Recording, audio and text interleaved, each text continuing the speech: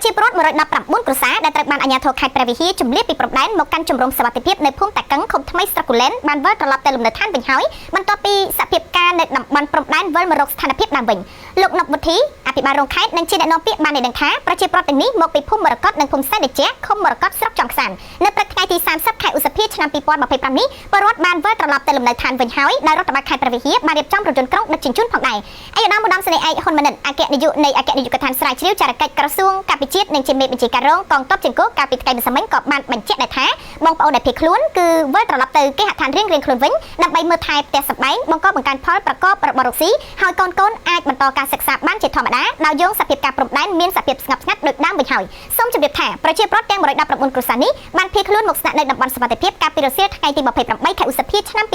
2025បន្ទាប់ពីមានការប៉ះទង្គិចគ្នារវាងកងទ័ពកម្ពុជានិងថៃកាលពីព្រឹកថ្ងៃទី28ខែឧសភាឆ្នាំ2025